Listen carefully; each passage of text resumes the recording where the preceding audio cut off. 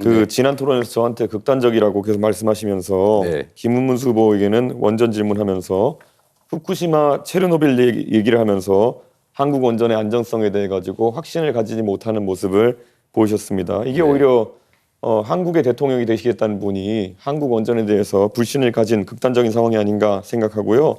자, 그러면은 중국 원전에 대해서 한번 여쭤보겠습니다. 중국 동쪽 지역에는 원전이 많이 몰려 있고요. 이게 사고가 날 경우에는 대한민국의 직격탄인데 이건 어떻게 위험도를 평가하십니까? 저는 대한민국 원전을 불신한다고 한 바가 없어요. 안전성에 우려가 있다. 안전성에 우려가 있죠. 그 안전 관리 비용이 엄청나게 많이 든다는 말씀을 먼저 드립니다. 사고는 잘 안 나겠죠.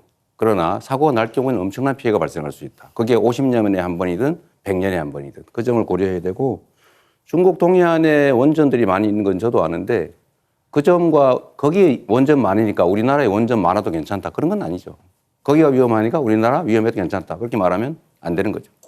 중국의 원전의 안전관리에 대해 가지고 특별한 대책이 혹시 있으십니까? 왜냐하면 지금 대한민국의 원전 산업이 수출 산업으로 유망하고 우리가 경험한 바로는 문재인 대통령께서 원전의 안전성에 대해서 꾸준히 의심하고 계시기 때문에 해외 세일즈 같은 것도 안 됐습니다. 근데 지금 이재명 후보의 발언대로라면은 대한민국 원전이 뭐 사고가 날 수 있기 때문에 결국은 안전하지 않다는 취지로 들릴 수도 있고 지금 결국에는 뭐 중국에 대해서는 별말 안 하실 것 같은데 어떻게 받아들여야 됩니까?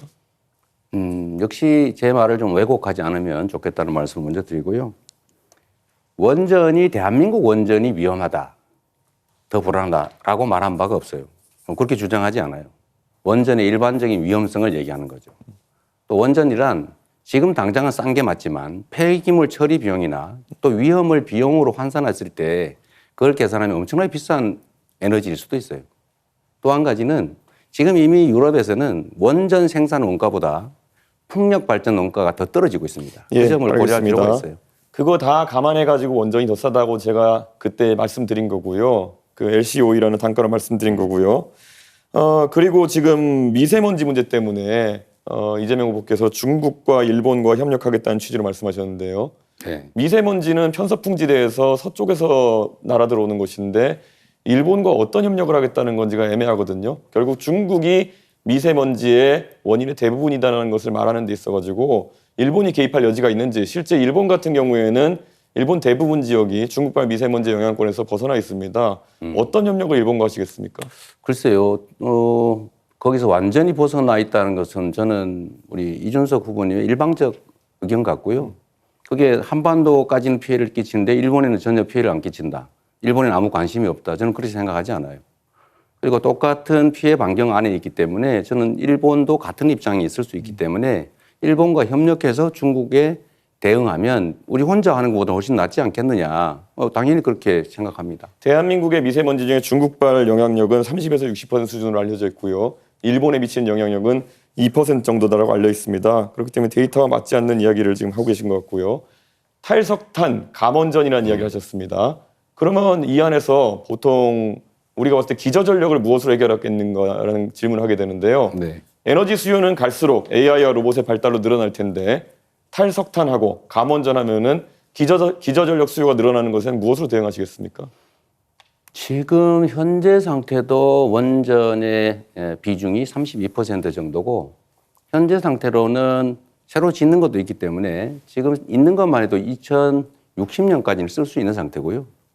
그 사이에 재생에너지니까 뭐 풍력이든 태양광이든 이 재생에너지 비중을 대폭 늘리고 그 사이에 지금 막 급속도로 발전하고 있는 에너지 저장 시스템 이걸 최대한 활용할 필요가 있고 예를 들면 양수발전소라든지 이런 기존의 시스템을 활용할 여지가 많이 있죠. 양수발전소 같은 경우에는 또 다른 환경 파괴를 낳는다는 이야기가 있는데요. 결국에는 산을 깎아가지고 결국 많은 댐을 만들겠다라는 것이고. 그렇지 않습니다. 그런 물리적 저장을 하겠다는 기존의 것인데. 양수발전소들이 있잖아요. 그런데 양수발전소의 기존 용량을 그러면은 최대한 활용하겠다는 말씀이신데 부족한 용량 아니겠습니까? 안 짓고 하겠다고요? 그렇게 단정하지 말라니까요. 제가 언제 양수발전소 용량을 늘린다고 했습니까? 그것도 하나의 예라는 거죠. 에너지 저장 시스템이라고 하는 것은 다양한 방식이 있을 수 있습니다. 앞으로는 전국의 모든 전력망이 지능형으로 다 연결이 되고 밤에 예를 들면 그 자동차 배터리 꽂아놨다가 안 쓸 때는 배터리에 전기를 빼서 다른 데 공급할 수도 있어요. 전국의 지능형 전력망을 구축하게 되면 에너지 낭비도 적고 그런 간헐성도 상당히 많이 극복할 수가 있습니다. 결국 V2G 이런 것들 얘기하시는 것 같은데 그게 현실화되려면 우리나라에 현재 보급된 충전기 구조 같은 것도 다 바꿔야 되는 것이고요. 그리드 다 바꿔야 되는 거기 때문에 너무 가볍게 말씀하시는 것이 아닌가 이런 우려가 좀 있습니다. 이재명은 합니다라고 하면서 대선 출마 선언하신 다음에요.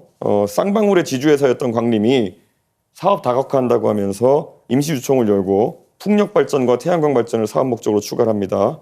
그래서 결국에는 올해 25년 1월부터는 재생에너지 유지보수 사업을 본격화한다고 있습니다. 이 광림의 투명 경영을 담당하는 분이 황윤석이라는 분인데 이분이 감정평가사로 후보님 성남에 시장하실 때 성남에서 부동산 업무하셨던 이준석 분입니다. 후보님 예. 45초 남았는데 한 분에게만 질문하셨어요. 이런 분의 이름이 같이 나오는 것에 대해 가지고 재생에너지 관련해 가지고 혹시 이재명 후보가 대장동이나 아니면 여러 사건에서 결국 사적인 이익을 추구한 것이 아니냐는 의심을 받는 것처럼 또 다른 의심을 받을 수 있다. 저는 그런 생각을 하고 있습니다.